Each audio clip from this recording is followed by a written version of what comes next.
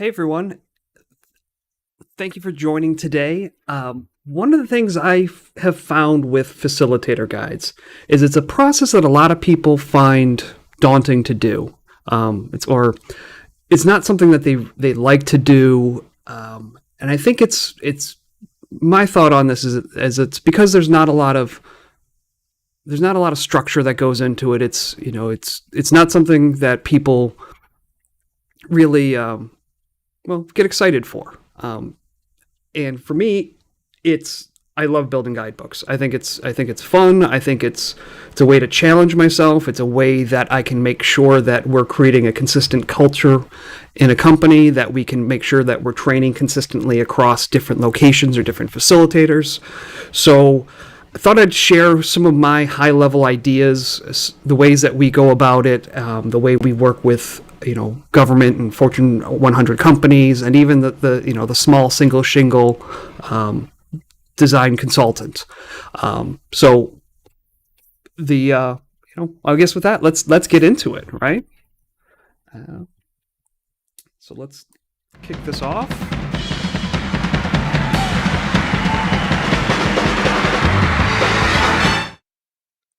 I mean, how can you start the first Friday of February off wrong with a little Elvis?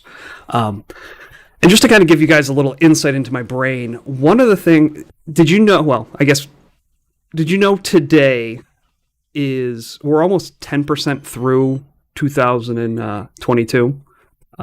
It's day 35, right? So tomorrow will be day 36, which we'll be right at that, right, just under 10% tomorrow.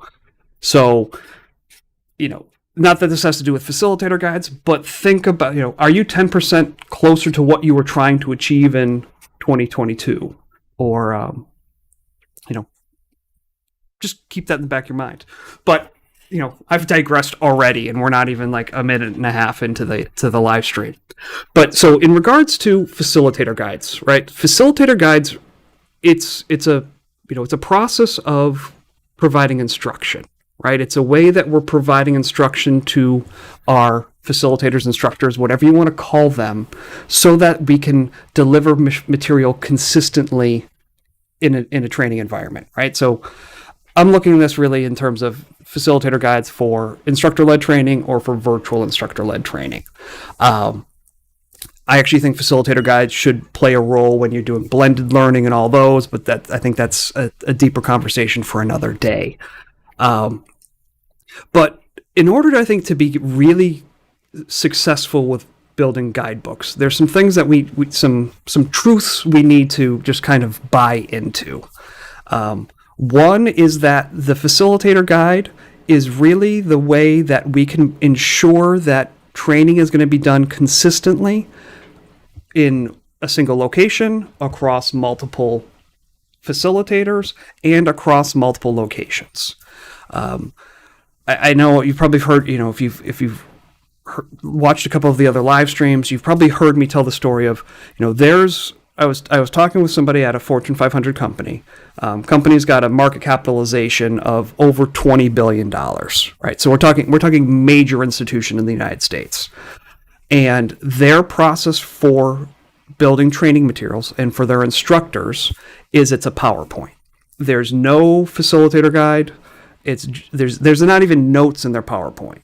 So it's just the slides, and it's up to the facilitator to go and deliver it. It's all in their head. Now, what happens when that person's gone, right? They're out sick, it's snowing, they've left the company, whatever it is, all of that material is gone, right?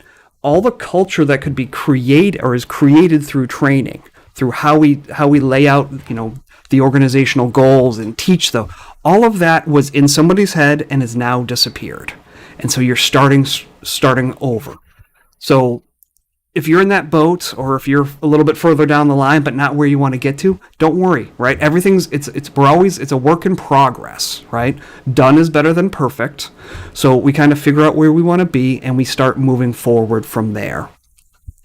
Now, one of the things that to consider is that we're going to let's come over this. Like, what's the role a facilitator guide plays, right?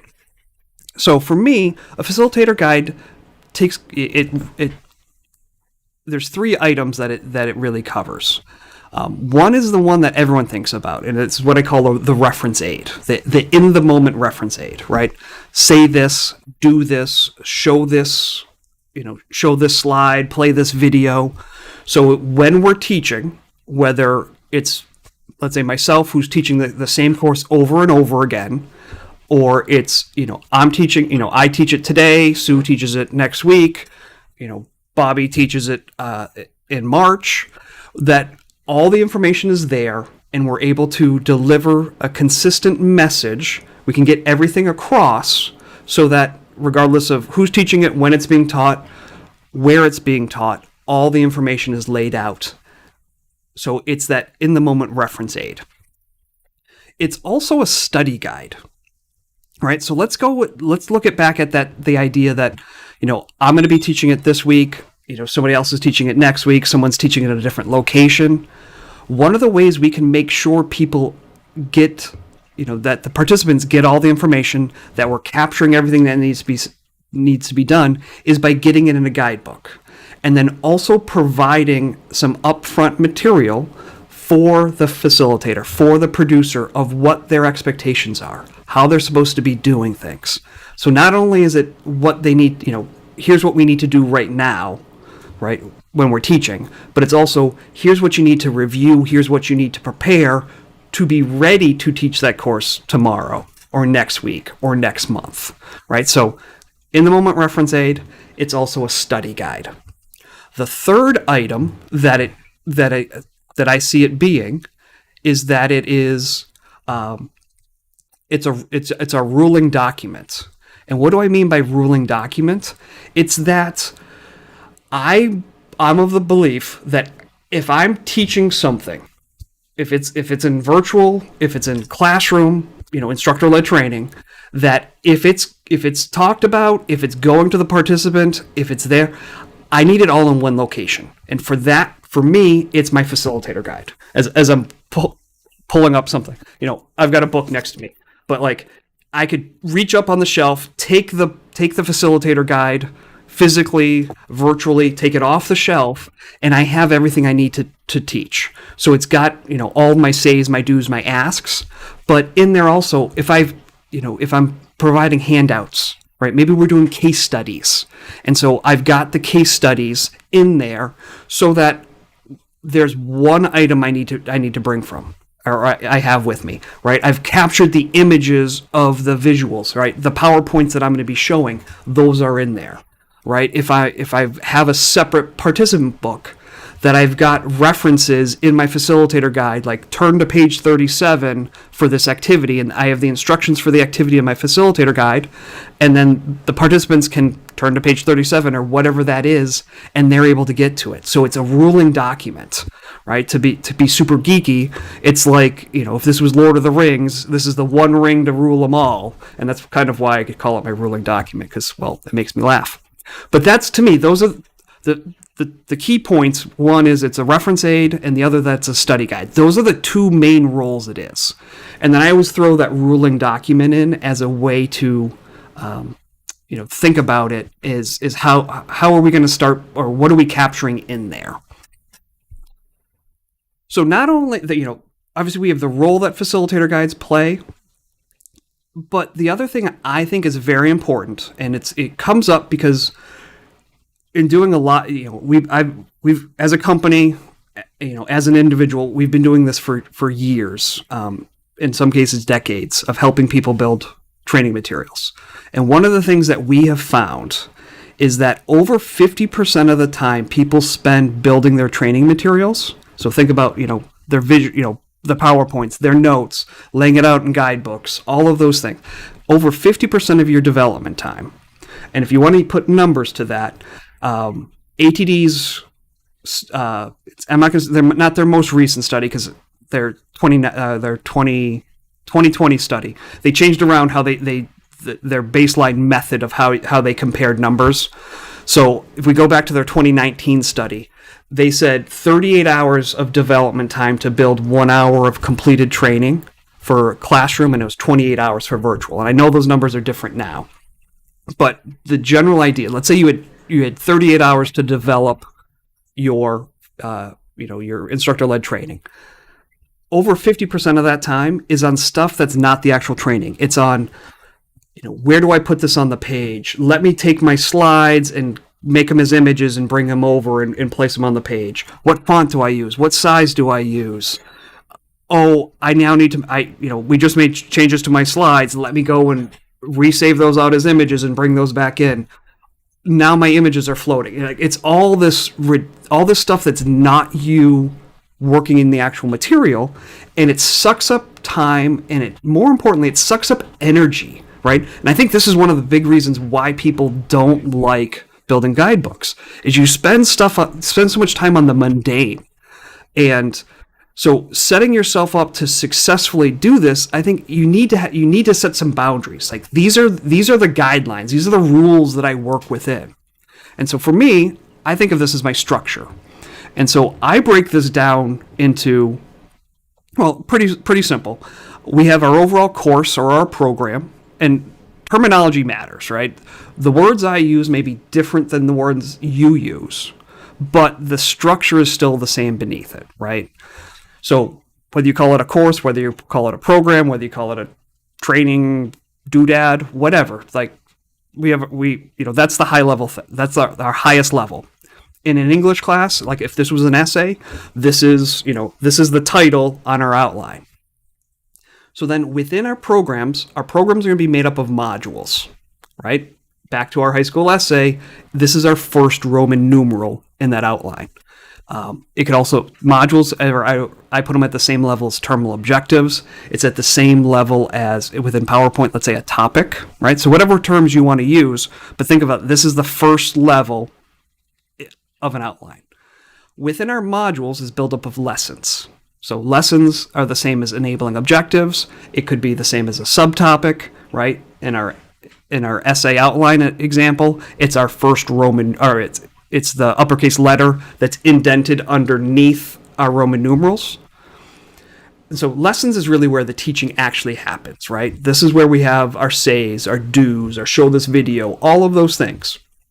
And those individual items, think of them as chunks, or I call them content blocks, right? Say this is a content block. Play this video is a content block. And why the structure, having a structure, and I'm not saying you have to use our structure, but you need something, right? You need something that's always there, so that when it comes time and we need to do something, you're not now thinking, well, how am I building this in? You just need to figure out how to apply it to the general structure that you use. Now, that being said, there are fundamental rules, and to me, this is a fundamental rule. You need to have a structure. But whenever we have rules, there's always exceptions, right? There's always going to be an exception.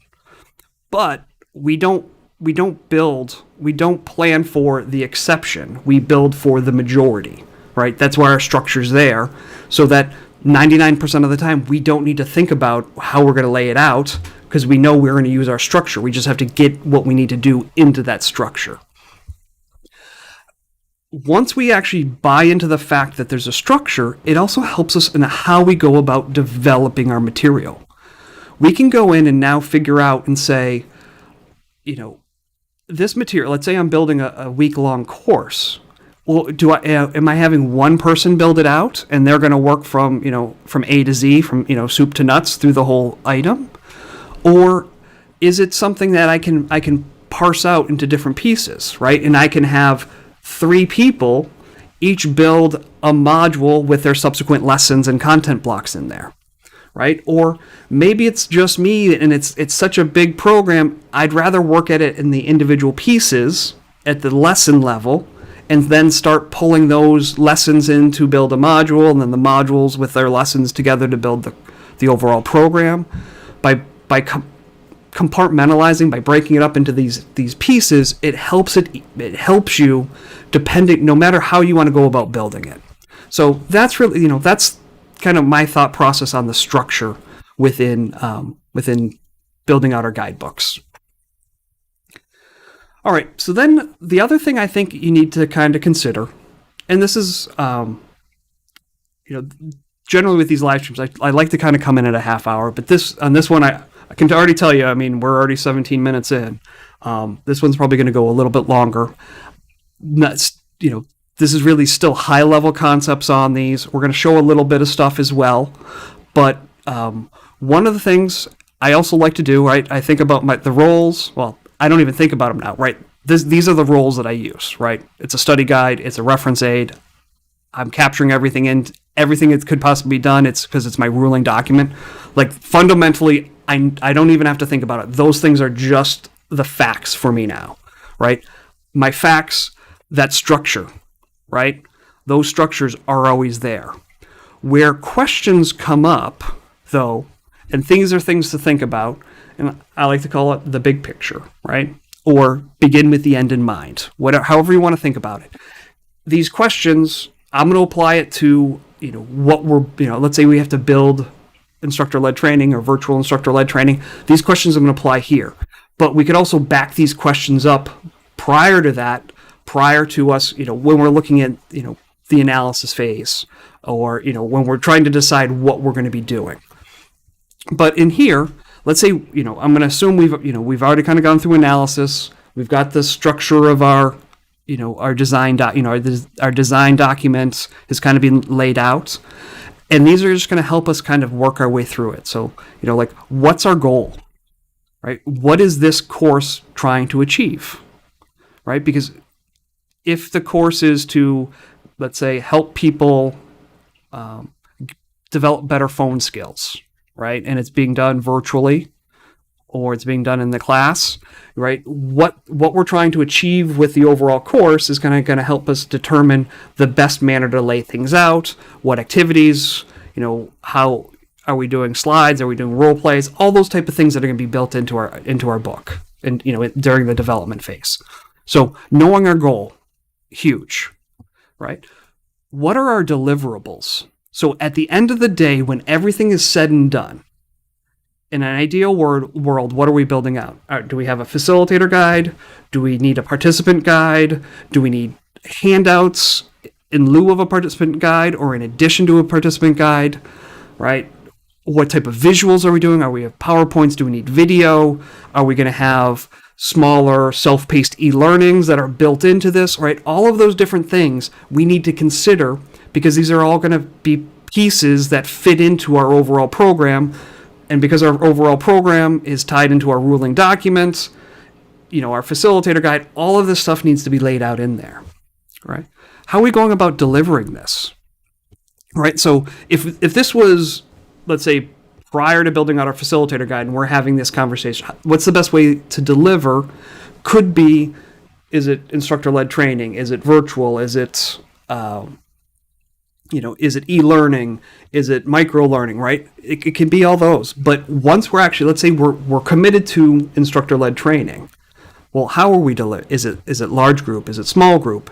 Is it, several small sessions, then bring everyone together in large sessions, right? So these questions that we can ask at the, at the higher, the analysis, the design level, also play a role in the development level when we're trying to kind of narrow down how we want to get into things, right? How are we going to be involving the participants, right? Especially now in virtual. I mean, not that you're not engaging in bringing those into instructor-led training, but all of these things should factor in to how and what we're putting into those guidebooks. Time frame, right? What are we doing in terms of, how long do we have to do this? Right? If we have someone comes in and we're like, hey, Pat, it's Friday. I need this by Wednesday, or I need this on Tuesday. That may determine, what actually is able to occur. Kind of let's circle this back up to, what are our deliverables, right? All these go together. And then lastly, big picture thinking, what are our starting materials? What do we have to start with? Are we starting from scratch? Is there, did the subject matter expert create a PowerPoint and there's notes in it? Or maybe there's notes, but there's no visuals. Or maybe we taught this course 3 years or 5 years ago, so we have some sort of training that we can pull from, but we need to get it up to date. We need to get it to our new style, all of those things. So, these are kind of the big picture questions that I always kind of keep in my mind. That way, it just helps me as I'm going through and deciding what I want to do. All right, so those are kind of the first two, right? The role of the facilitator guide, the structure. Those are to me fundamental. They're always there. The big picture questions begin with the end in mind. Those are things I want to consider each and every time I'm going to build out my training. After that, what I actually want to cover today, just quickly, is looking at what are the components that I think are needed in that facilitator guide. All right, so we just changed the screen. We're actually now looking at, over there. That's actually my word. So let's kind of dig into this a little bit more, and I'm going to actually make this a little bit bigger so it's easier to see. And we'll jump into this. So this is actual, the beginnings of a guidebook that I've started. So I think every document, every facilitator guide needs to have a cover page, right? On that cover page, we're capturing information like the title, what type of book is it, facilitator, participant guide. I don't have it on here, but I should have some sort of course ID number so I could tie it to my LMS number, or I can use it for course versioning, right? So if the way we're teaching something in February of 2022 differs from how it's going to, or if let's say a regulatory change. I'm building out some sort of compliance training, and I need to say, how we taught something in February of 2022 may differ from how we taught it in June of 2021. Having some sort of course version, course ID, can help me track those. So if I ever had to sit in front of, or not me, but someone at the organization has to sit in front of a board of regulators or auditors and say, they're like, well, why did you teach something this way, or why did they do this? You can pull up and say, here, look, this is how we were teaching it at that time based off these regulations. Now, because regulation XYZ has changed, here's how we're teaching it. So being able to especially when you're in a building material in a very regulated industry, it's great to not only show here's how we're currently doing it, but to keep a backlog of how we previously used to do it. And so a course ID would help along those. But so on a cover page, those are some of the things, right? Branding, colors, all of those type of things. All right. Then look at, in a facilitator guide, I think there needs to be a copyright page. I call it the acknowledgements page. Think of it like your inside front cover, right? So name of the course again, what the copyright, we could have like when it was the last revised, an acknowledgement section. Maybe you're thinking who helped you build the program, the stakeholders involved, and then like legal and compliance notices, right? All that stuff's in there, so you have it. A table of contents, right? So we're seeing that just above my head. So on the table of contents, there's things like it's broken down into sections, right? The like what we've labeled as module section. This is right. These are the says, the do's, the acts. This is the in the moment reference aid. And then there's also kind of the what I'd call the introductory materials. That's kind of laying the groundworks of that study guide. What the facilitator what they can expect, what they're going to see, and we're going to get to that. And we're going to, as we scroll through this, we'll see kind of what's in there. So for me, like at a high level, if this is, a lot of times I'll build my facilitator guides with, a getting started section, like about this guide, what the facilitator, what the producer can expect to see in the coming pages, how things are laid out, how we want them to handle certain things, right? Stuff that we want to have happen each and every time a training occurs, we get it in the upfront material, so we don't have to bog down the in the moment material, right? Say this, do this, ask this. We're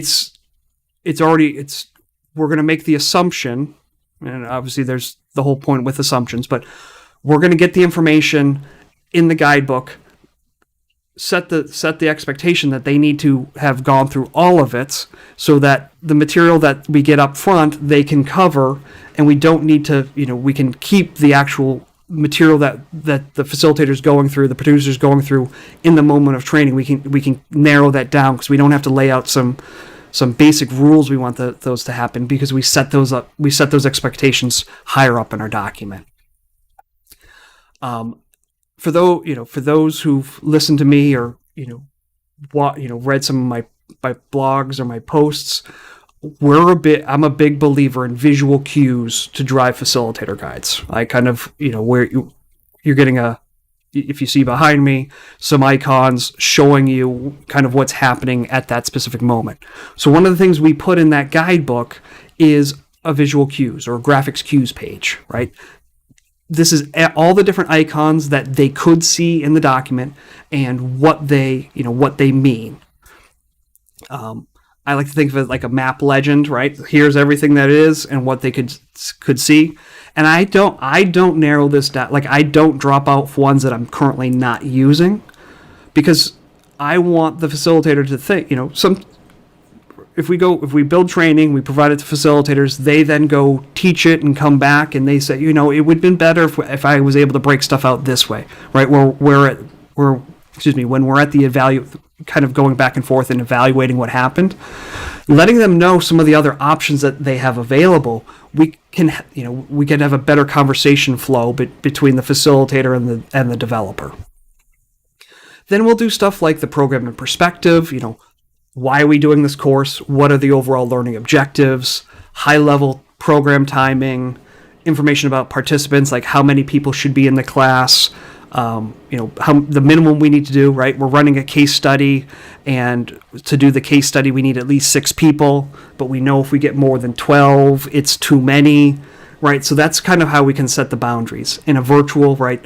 Like, yes, Zoom can take 1,000 people, 5,000 people, depending on 500 people, depending on the program that you have.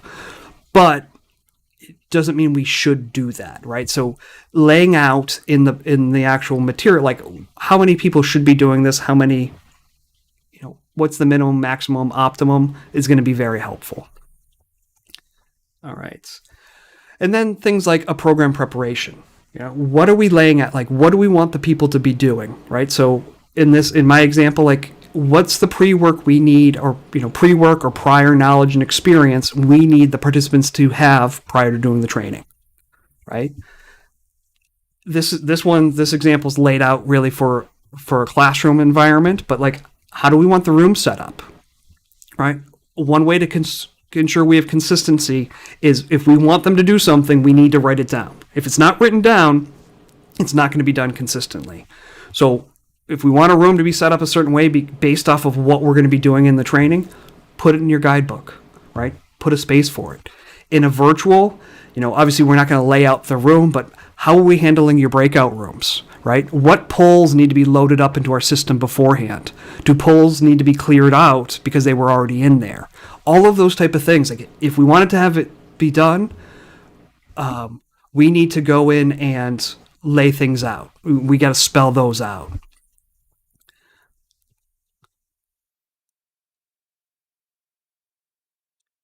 Liz, thank you. We really like our templates too. Obviously, in this, I'm actually, for those who don't aware, like, I'm using a system that we've developed to help us build materials quicker. I mean, you can do this all on your own, but we do have systems that help you do this. All right, so lastly, program preparation. What do you need the instructors to be doing beforehand, right? What do we want the producers to be doing if it's virtual, right? Spell it out. I think of this like me talking to my kids, right? If I don't say, even though I told them multiple times, like, empty the dishwasher and put it away when you get home from school, or better yet, you've ate food or you prepared food, put it into the dishwasher. So I don't, like, I know when I get off of this, because my kids are homesick, or not homesick, but school's been canceled because of an ice storm. I'm going to finish up this live stream and I'm going to the kitchen, and there's probably every single pot and pan has been dirtied to make ramen or something. But my sink's going to be overflowing, and I'm going to have that question again. I'm going to have to go over it again, right? So we have a list. Here's the other part, right? We got to get people to, not only do we have to do this, right? Not only do we have to build our training materials, but we got to get buy-in for our people to start using it. And they need to see the benefit of that. So going back to what I was just saying about my kids, like we've spelled it out. It's on the refrigerator. Like each and every, here's what you need to do. I think I now need to mount it above the sink. So when they go and put the dishes there, it's right there and smacks them in the face. But, leading training, not much different than raising kids. All right. Then within our program, within our templates, we have an item that we call the training at a glance. This is a high level scope of what's going to be happening in the training. So it's agnostic to when the training is being taught. Like, so if I built out a training and let's say it's going to be taught next Monday at 10 a.m., my guidebook isn't timed out to say, all right, this lesson's starting at 10 a.m. and the next one starts at 10:20 and the next one starts at 11:15. We build our training materials just to say, here's how much time it takes to teach lesson 1, teach lesson 2, teach lesson 3, which will pull it up to our put it to our modules, put it to our to our overall program. Because if, that training that's going to happen next Monday, that course could be run again a week from now or a month from now, but it's not happening at Monday, it's starting on Wednesday, and it's going for a 4-hour time instead of 6-hour times. So if we build our training agnostic to that, we can later on adjust, or we can create an agenda based off our time markers that we've put into our documents. So the training at a glance is just doing that. It's saying, here's how long it takes to teach module 1 or my first terminal objective. So that's another page we look at. And then, so that's kind of what I think needs to be happening all the way up front. Now, you may add more material in there. Like maybe you always want to have what's the history of XYZ company, or you want to put up information about teaching methods or methodologies, and you want it to be in every guidebook. Great, get it up into your introductory material. Once we get into what I'm showing over my right shoulder as the module page, this is actually where the teaching starts happening. So for us, every module, right? And let me just pop back over, where am I? Right. So if we come back over here and do our structure, right? Once we get into the modules, right? This is our high level terminal objective. Our modules are kind of laying out what's going to happen, right? What's the goal of this module? What's the terminal objective, right? Now I'm looking at how much time are we going to be spending in there. I like to give an overview. So if my goal is saying, here's, define the key characteristics of great customer service. Not the best terminal objective, but you get the idea, right? So there's my objective. I can then put in an overview or the description, and that's being, how are we going to get to that objective, right? So if they need to define the key characteristics, through a series of examples. Sorry, there was a chat that came in, and doing live streams is like leading training by yourself, right? You're trying to do multiple things at once. So if you cannot link to any live event on LinkedIn, to the speaker's LinkedIn profile, and it will show up there. So thank you, Liz. That is great information. And this is my 5th live stream total, right? So first one I kind of just threw out there, your template is dumb. And then I've decided I wanted to kind of brand it, call it the Learning and Development Lunch Hour. And so as done is better than perfect, right? Each and every time, try to add a little bit more, review what we did, see what train wreck happened. So we're learning as we go. And if for those who haven't watched what Liz Wool is doing with hers, phenomenal. Follow her on LinkedIn, Go to her YouTube channel. Great material. Love what she does. All right. But so that's the idea. Module page, we are laying out here, here's what's going on. Here's what to expect. If this was a binder, right? We're going to take my book example again. But I should have had actually a 3-ring binder with me if I was prepared. But in this, if our training book, if our guidebook was in a binder, to me the module pages are they're the tabs. So I can quickly get through, get from one module to another, and I'm able to quickly see what's on there. And then lastly, we get into, here's our actual training material, right? So the lessons, these are lessons. This is where we have our says, our do's, our asks, and we're able to see content blocks like this. And so I'm actually going to close out of the preview window and show you. So like for content blocks, if I was, if let's say I wanted the facilitator to say something, I can put something in like, visual cue, the icon to, you see this icon, that icon in this case equals say. I can then give them some sort of headline, right? So visual cue, then headline, and then clear and concise information you want them to deliver. Right, and I'm just going to put in some random text, but you get the idea, right? So that's the structure, right? And actually, this was something I should have brought up. Now that I'm doing this is something I should have brought up when we were talking structure, right? Structure. We want to be consistent in what we do it, right? Modules, program modules, lessons, content blocks. But there's other structure that goes into place. So if you notice behind me, this lesson is built in a table, right? I always use tables to build.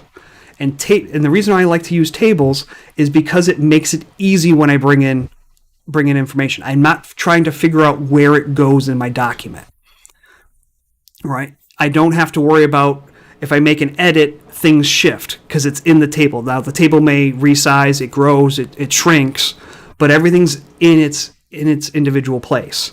Another reason I like tables, and so I'm just going to give myself another content block here, is let's say I want to bring an image in. All right, so in this case, I'm in Word, so I'm going to go under Insert, and let's say I'm just going to go to Pictures, and let's go find, where's my Pictures folder?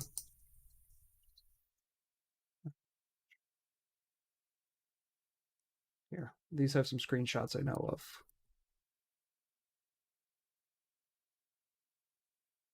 So if I want to bring a picture in, if I insert into a table and my table's set, the picture, if I move my head, or I'll scroll, let me zoom in, the picture comes in and it fills up. It doesn't go any wider than the table, the boundaries of the table that I've set. So I could bring in different size images. I've done Snagit, I've done Snippet, I've got screen captures, I've annotated things.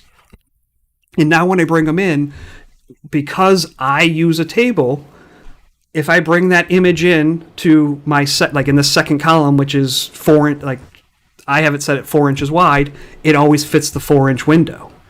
Now, watch, let me go, I'm going to come over, and I just need to zoom out so I can find this, but I'm going to bring in that same image into somewhere, just above my head, into that column 3. So if I insert my image there, I go into the device, and this is that same image, I'll insert it, it comes in, and it fits that size window, or that size table cell. So putting some structure behind what you're doing is going to make your life very easy. Just to give you an example, so here's a three column example that I've set up. I go even deeper, and I'm already at 40 minutes, so it's probably something to bring up at another time. But I use specific content blocks for specific audiences, right? So for me, like if I'm laying something out like this, if I want the facilitator to say something, I use the say block, or I'll put it next to the image of I'll put it in my template into column 2 of my slide block. So in this case, just so you kind of understand it, like if the facilitators reading through this, they'd see that icon for the microphone, and they know, say something like, I prefer building facilitator guides in 3-column layout and using 2-column for participant guides, right? They're working their way through it. Now, they now get to the icon that you're seeing over on the left-hand side of the page, where it looks like a screen with a little play button on it. That's the icon that I'm currently using for show a slide, right? I now don't need to, because I'm using that icon, I don't have to give a cue that says switch, show slide 2 or things like that. The icon's going to do that for me, right? I'm building consistently like this, so my facilitators will get used to it, and now I don't have to, I cut out words, and I can reduce the amount of words. But in column 2, I may put something I want the facilitator to talk about, but I don't need it in my participant book, right? And this is why one of those reasons why knowing what your end deliverables are will help determine how you want to build your materials. And you'll set some fundamental truths. Like for me, say block is always something for the facilitator, but it doesn't go into my participant books. Where a slide, the notes section for a slide, is something I want the facilitator to talk about, but I don't need it in the guidebook. Where if I move through my document and I now get to, let's say, my key point, so the key point is something I want my facilitator to talk about, but I do want it in my participant book. So now when I'm going through this material, when I'm writing my material in my guidebooks, column, my say block, the notes the notes section next to my slide, this will be written in a way that works for the facilitator. So when I write my material, it's done one time, right? And I know it's written for the facilitator, they're good to go. When I come to this key point block, because I know my ultimate endpoint is that key point is going to be something that's going to be in my participant book, I don't want to rework things. I want to touch it once and be done. Obviously editing happens, but like if I'm writing this key point, I'm going to write it in a way that works for the participant, because at the end of the day, it's going into the participant guidebook. But because my facilitator guide is the ruling document, I've captured it in here, right? The facilitator's still going to talk about this, but this block itself is written so it will work in the participant book. And then this is why I like using a 3-column for facilitator guides. I can supplement that key point with information for the facilitator in the 3rd column, which then allows me to, and I know I'm diving pretty deep at the moment, but here's an example of, on the left-hand side, there's a 3-column facilitator guide. On the right-hand side of the doc, right just behind me, you're seeing a 2-column participant guide, right? So what I was able to do is, I don't want to touch things more than I need to. So I knew that key point had to be in my participant book, but I pulled it over and I'm using a 2-column look because I wanted the participants to have larger views of the slide, right? Your brain, just like icons, right? Your images matter. Your brain can see images, and it can bring back memories. It's like smells, and I think I talked about this last time, right? You pick up a smell. I smell Aquavelva. I think of my dad because that's what he used to use after he shaved when I was a kid. He didn't shave me as a kid, but you get the point, right? But so providing that the image, your slide, to the participant, or an image of what's on the slide to your participant, can help bring them back to what they were thinking about, what they saw, what they needed at that moment. And then we're supplementing it with some key points, but was written in my facilitator guide in a way that when I brought this over to my participant book, I didn't have to rework it. So the way we structure things makes life easy. Now, obviously, we can do all this by ourselves. We talked about templates. Roughly, for those that don't know, the company that my father founded, we've been helping people build training materials for over 30 years. We built a tool in-house to help us do this as we were we built did custom design work in the financial and pharmaceuticals. So we have tools that help us do this. But we didn't start off that way. We started off with templates. We set up templates, and then we started automating those out. So you can do this all on your own. Hey,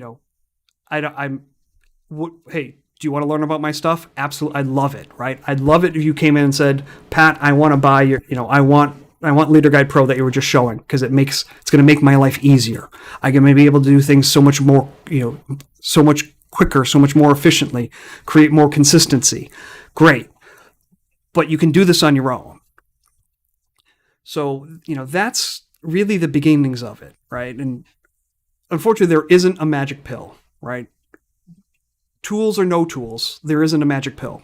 It really starts with your process. It starts with having some fundamental truths of what's important, what are you always going to do, right? Because the idea of a facilitator guide is to create consistency. It's to create consistency in how we're delivering our message. It's creating consistency of, what is being taught. It's consistency in how things look, right? It's consistency in how we develop so we can create our materials quicker. But you need to set some fundamental truths. So again, I'd come back to determine, what role do you want that facilitator guide to play? And I'm definitely, you need it as that reference aid. You need it as that study guide. I would go my route and say, use it as your ruling document so everything's in one location. So when it comes time to do editing, we can edit in one place and then push those edits to the other locations that we need to. All right.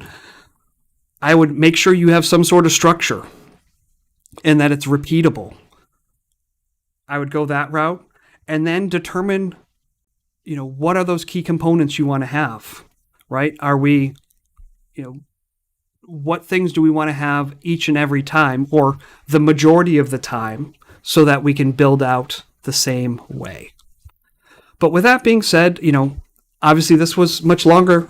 I generally try to keep these at, 30 minutes, even though it's the learning and development lunch hour. I try to go at a half hour so that you can, get something else. Do something else. But this is a big time. I could have just kept going, but no, who wants to listen to me talk forever? I sure don't. But with that being said, please reach out with any questions. I'm happy. If you want to bounce ideas off, let me know. Sending up my contact information again. So email me if we're not already connected on LinkedIn. Please do so. You can always reach me through the contact us on our website. But with that, I hope you guys have a wonderful Friday, rest of the Friday. Enjoy your weekend, and I will see you guys next week. All right. Take care, folks.